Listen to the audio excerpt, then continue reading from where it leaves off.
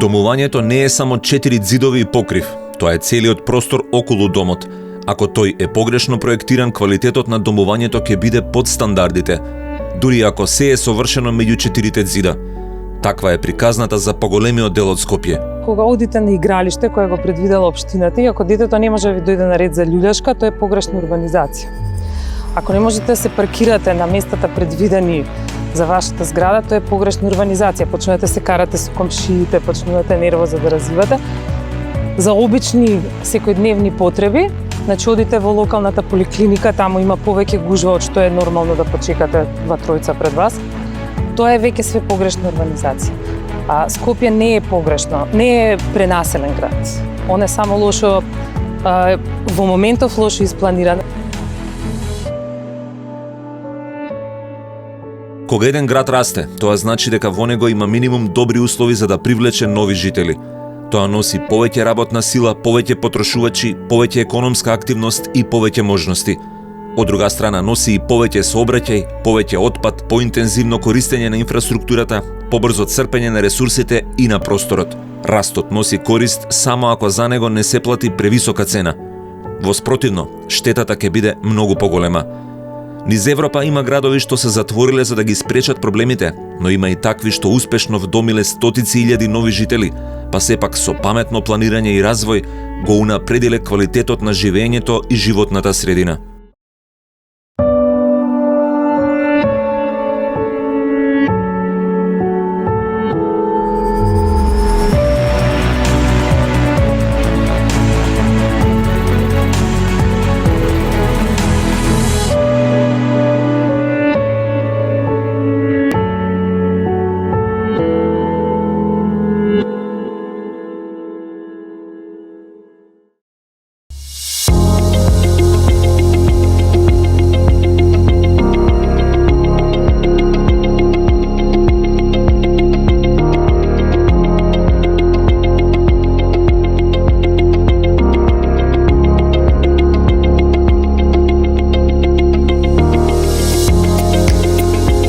Треба да се ствараат амбиентални вредности, значи да се прават насел во кој што соседот ќе има право на пристан, право на проветрување, право на сонце. Ако е на коси падини, тоа треба, значи, и видико да им го сочуваат. И тоа е, се е тоа вредност на една градва. Заштитата и унапредувањето на животната средина не се сведува само на шумите и на планините или на дивите животни во нив. Со растечкиот број на градското население насекаде во светот, па и во земјава, едно од клучните прашања е како живеат луѓето во градовите, каква е нивната непосредна околина, дали имаат услови за квалитетен живот. Затоа просторното планирање е неизоставен елемент на унапредувањето на животната средина.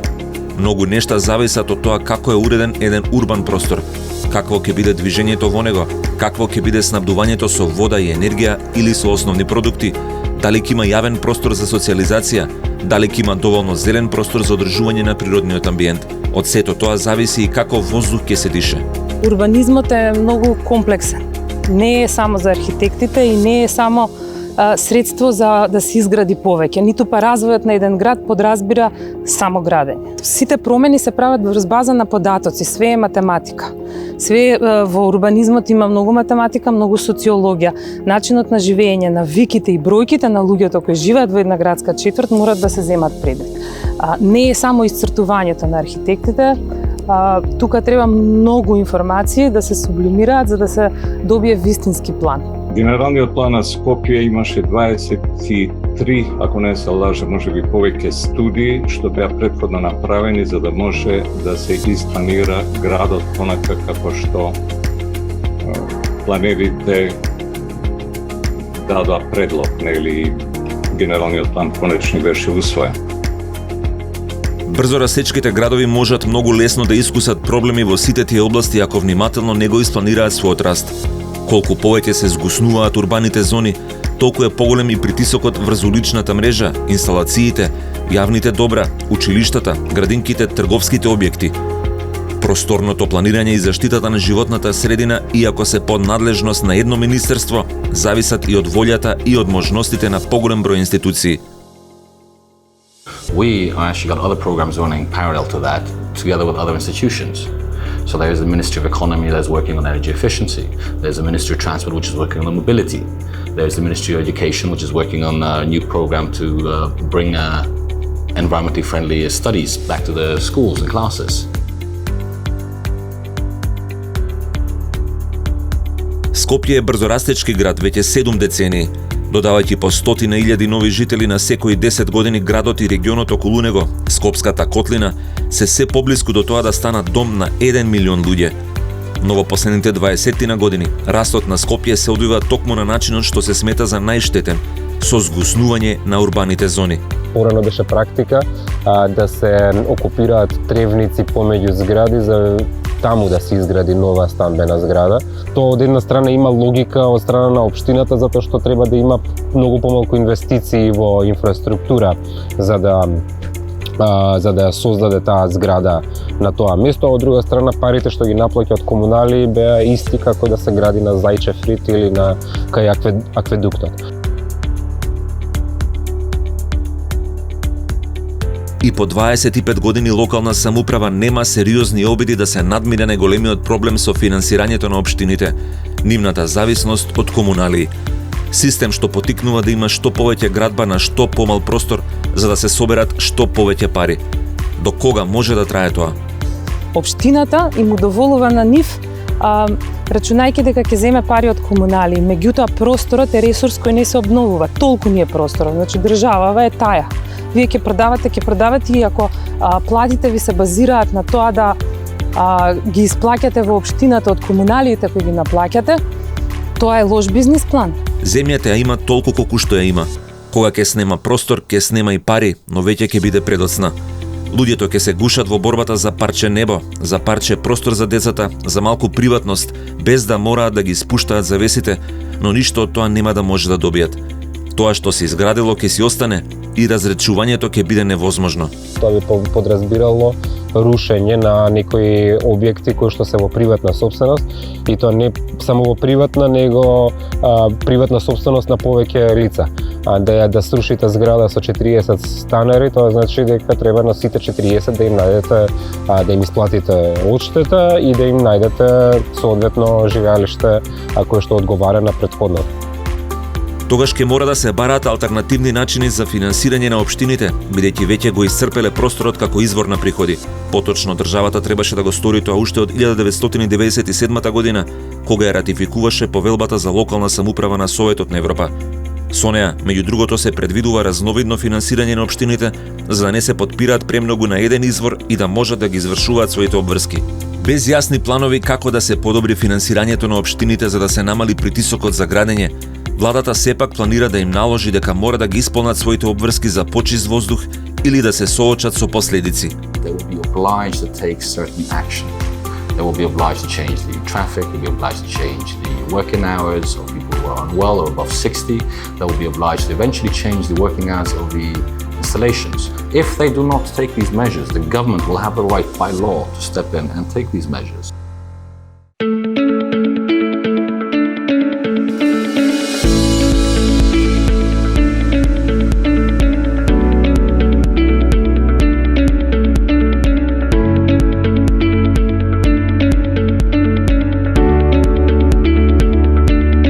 Во Германија, како најголема земја членка на Европската унија, финансирањето на локалната самоуправа е различно и зависи од градот, сојузната држава и од други фактори. Но најважно е дека финансирањето е разновидно.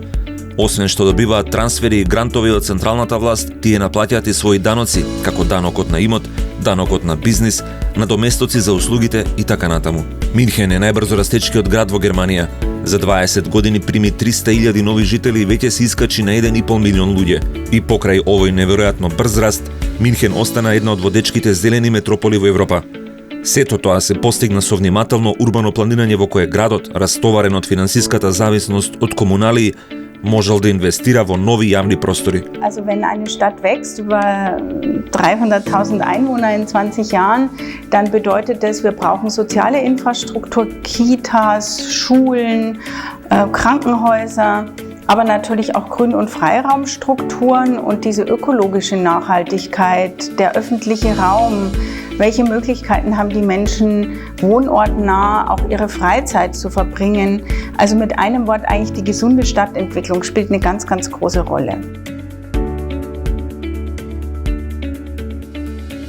Елизабет Мерк од 2007 година го води одделот за урбано планирање на Минхен. Еден од главните успеси на градот според неа е рециклирањето простор. Ganz wichtig für die Münchner Stadtentwicklung in den letzten 20 Jahren war, dass wir viele Flächen recyceln konnten. Wir hatten ehemalige Bahnflächen, die wir umwandeln konnten in große Wohngebiete. Wir hatten ehemalige Kasernenflächen, die nicht mehr notwendig waren nach dem Fall der Berliner Mauer und der Öffnung des Ostens, sodass wir mehrere Kasernenflächen umgewandelt haben in durchmischte Stadtquartiere, also Wohnen, Arbeiten und Dienstleistungen. Aber wir hatten auch ganz große Umstrukturierungen, wie beispielsweise die Verlagerung des Flughafens und die Verlagerung der alten Messe, sodass wir eigentlich immer ein Flächenrecycling betreiben konnten. Und das war natürlich sehr positiv, weil wir dadurch große Teile des Grüngürtels von München als grünes Land und auch für die landwirtschaftliche und Agrarnutzung reservieren konnten. И Скопје имаше поранешен железнички коридор што стоеше празен зад старата железничка станица, напуштени фабрички објекти како Цветан Димов и Алумина и други запоставени простори. Не се искористија за никаква мешана намена, туку само за интензивна градба на нови станови. Тоа е планираната иднина и за просторите како Треска и Расадник. Градоначалникот на Киселавода тврди дека Расадник ќе биде поинаква приказна, но плановите со стотина згради и неколку државни објекти врз единственото големо зеленило на овој дел од Скопје најдуваат на голем отпор од граѓаните. Предлогот од 2016 кој што ги поминал сите фази се до Министерство за транспорт, значи дали градот Скопје и општината ПАС имало 1.200.000 квадратни метри бруто изградена површина. Сега ја имаме намалено за 400.000 или за 1/3 е намалено од тоа што беше предвидено минатиот пат. А се тоа со цел за зголемување на зеленилото и зголемување на јавното добро. Бидејќи не е Расадник, не се само зградите, мене ми е жал што многу се говори за зградите, а не за останатите потреби на граѓаните. Ние сме една од ретките општини која што нема поликлиника. Во Расадник е предвидено поликлиника да се гради, училиште и средно и основно, дополнително да се подобрат капацитетите и за паркирање, бидејќи имаме предвидено 2 катни гаражи и 1 подземна гаража. Досегашните искуства велат дека и најдобрите намери на крајот ја губат зелената дуѓа. Обидите да се спречи поголемо згуснување на градбите во градот со иницијативи за промена на деталните планови обично се удираат во зидот наречен сопственичко право. Некој стекнал право на градба со одредена вредност и институциите се немоќни, велејќи дека тоа не може да му се одземе. Евидентно е дека и планерите се под одреден притисок, затоа што и колку да сака да го направат просторот квалитетен, се соочуваат, значи, со приватно земјиште кое тоа секој сака да искористи што може повеќе. Она што е као јавен интерес, општините немаат пари или градот или државата да го откупат, значи да се намени за некој јавен интерес, иако во генералниот план за секоја четврт скоро е предвидено 1 до 2% јавен простор или зелени. Она што често се заборава, особено додека се изработуваат плановите, е дека и правото на хуман живот и здрава животна средина е уставно загарантирано. Соседското право е неодвоив дел од сопственичкото право. Ако една ново предвидена градба го попречува видикот на другата, ја става во сенка или на друг начин негативно влијае врз соседната куќа или зграда, со тоа ја намалува вредноста на тој објект. Така, тој стекнал право на одредена вредност, но со тоа го нарушил правото на другиот. Ова може да се види во населбите каде што куќите се претвораат во згради, па одеднаш 4 до 5 пати повеќе население ги користи истите улици, истите паркови, училишта, јавни објекти, трговски објекти и друго. Со тоа, имотите во тие реони стануваат помалку вредни. Знаеме според уставот дека сопственичкото право е неприкосновено. Меѓутоа тоа многу тешко се сваќа, па дури од некои колеги, бидејќи кај нас веројатно дека уште треба да се работи на сопственичкото право, односно што се влегува во него. од урбанистички аспект, ние заклучивме дека не е доволно, кога го работевме генералниот план, заклучивме дека тоа соседско право не е доволно искажано и затоа дел ставивме во еден член, тоа е така, колегите го знаат, член 47 од општите одредби за изградба, каде што сите овие права на соседот ги потенцираме и кои што бараме да се сочуваат. There's a big movement called Amager Fælles Friends. So it's a big common space, a big nature area, not like a park, but it's just a beautiful nature area in Copenhagen or in Amager, which are threatened to be like cemented and like to be filled with real estate. And a lot of people, like thousands of people, are demonstrating, are suing the project, are like really trying to push, because they're to like push away the real estate projects, because there are so many species living there who would lose their home.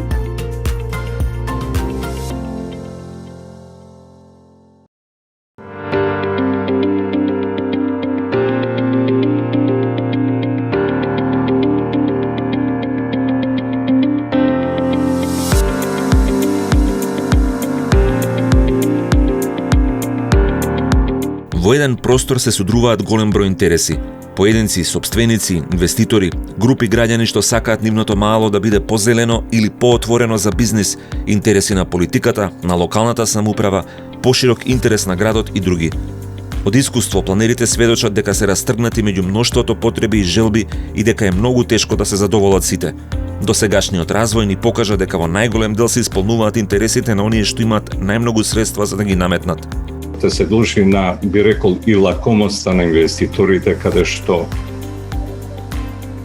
и покрај тоа што некои нормативи се дадени до каде може да се оди со гостините во одредени четврти со бројот на жители, значи на 1 хектар. Дури дадени се просечни висини во генералниот план за градбите, меѓутоа се тоа се надминува. I think civic engagement and activism is always extremely important, because you've seen through history that the power, the people in power will not give up their power unless they are more or less forced to, and they're really pushed and pressured to change their behavior and give up some power and change some of their ways of thinking. So it's very much easier just to make business as usual and keep building, keep promoting the CO2 heavy jobs. So doing that as usual, but we are a lot of people all over the world right now that just know for sure that we have to stop this. Уште еден клучен проблем е начинот на кој што граѓаните можат да учествуваат во урбанистичкото планирање. Иако уредувањето на еден простор влијае врз пошироката околина, дури и врз целиот град, правен механизам за учество имаат само жителите или сопствениците на имоти опфатени со планот и можат да реагираат само за своите парцели. Алтернативата е граѓански петиции и иницијативи, кои што може, но не мора да бидат прифатени. Од волјата на локалните власти зависи колку ќе ги слушаат граѓанските гласови. Поголемиот дел или сегде каде што има донесено детални урбанистички планови, тоа е веќе стекнато право од страна на сопствениците на земјиштето за град. Таму каде што се чисти површини, се уште може да се направи некој поубав план за живење од страна на општините. Тоа е деталниот урбанистички план за градскиот четврт Ј14 или кажано расадник. Повеќе ги уклучивме граѓаните не само во анкетата, него јас имав и 2 пати средби таму кои што беа транспарентно најавени, така да се зависи од обемот и големината на самиот детален план. И во Минхен има формално и неформално граѓанско учество. Формалното, слично како и тука, се поврзува со директниот интерес на оние што се засегнати од новите планови, како собствениците на имоти и инвеститорите. Неформалното пак е многу пошироко и со долга традиција.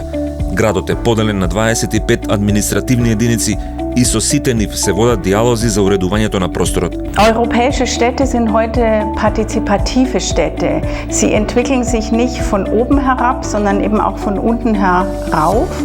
Und München hat eigentlich seit den 60er Jahren eine große Tradition in Bürgerdialog und Bürgerbewegung. Und insofern sind für uns die Stadtquartiere eine ganz wichtige räumliche Einheit, um in den Dialog zu treten mit den Stadtbewohnern. Традицијата на отвореност е многу важна во Минхен и во Германија. Граѓанските здруженија и иницијативи таму не мора да вршат јавен притисок за да го добијат вниманието на локалната власт. Таа самата ги повикува на диалог. Тоа трае со децении, па веќе постои и цврста соработка меѓу градската управа и некои независни организации како Минхенскиот форум, кои учествуваат во одлуките што ги носи градот. Wir arbeiten sehr viel mit Genossenschaften zusammen und natürlich auch mit vielen Initiativen. Ich würde sagen, das hat durchaus auch Konflikte, aber wir haben auch gute Instrumente, zum Beispiel ein Bürgergutachten, wo wir Bürger einladen, mehrere Tage mit uns zusammen zu diskutieren. Und wir haben seit den 60er Jahren eine Institution, die nennt sich Münchner Forum.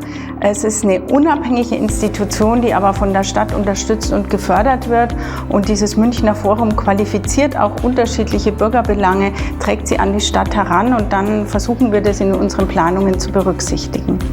Во Скопје уште од раните 2000-ти години имаше здруженија и иницијативи што се бореа против градењето згради на секоја слободна површина. Се бореа и против така наречениот кинески ѕид покрај Вардар, и против новите објекти во строгиот центар и против висококатниците на Водно. Во ерата на социјалните медиуми бројот на иницијативите се зголемува. Од во одбрана на Дебармаало и здравје пред профит во центар до расадник на можности и сакаме аеродром да дише. Резултатите засега се скромни, но за квалитетно граѓанско учество е потребна зрелост и од двете страни. Дали ја има? Кај нас граѓаните се активни само тогаш кога во нивната маркица нешто нема да им одговара со инвеститорот да се помести метро напред или метро назад. Многу тешко ги анимираме граѓаните. Ете, ние пробуваме со таа Орце Николов, со безбедноста околу Колене Делковски за децата да можат безбедно да одат на училиште. Многу малку луѓе се свесни за опасноста секојдневна на која им се изложени децата и многу малку го трошат слободното време на тој притисок. Меѓутоа, кога ќе дојде за маркицата за градење, сите стануваат активни. Еден ден граѓаните можеби ќе станат посвесни и помасовно ќе ги поддржат иницијативите за хумано планирање на градот. Дотогаш институциите се тие што треба да се завршат барем минималната работа, да обезбедат почитување на законите како што се напишани. Оние што се во трка по профитот секогаш наоѓаат за обиколени начини како да добијат повеќе од тоа што им следува. Во првата деценија од овој век, двојните поткровја им носеа кат повеќе. Денес, избегнувањето на обврската за 20% зеленило во парцелата им овозможува поголеми површини за градба. Тоа не се прашање што може да ги реши граѓанската свест. Нив треба да ги решат луѓето што се платени за тоа, да им застанат на патот на оние што се ги толкуваат законите како што им одговара, да го заштитат правото на здрава човекова околина. Дали личиме на Европската Унија е прашање што по својата важност го наминува прашањето дали и кога ќе станеме членка на Европската Унија. Тоа е прашање на можности и стандарди што овозможуваат подобар живот, на ангажманот на државните институции и на општеството во градењето подобро утре. Европа не треба да ја гледаме како символ на совршенство, туку како символ на желбата за усовршување, на желбата секој да ги ужива своите фундаментални права.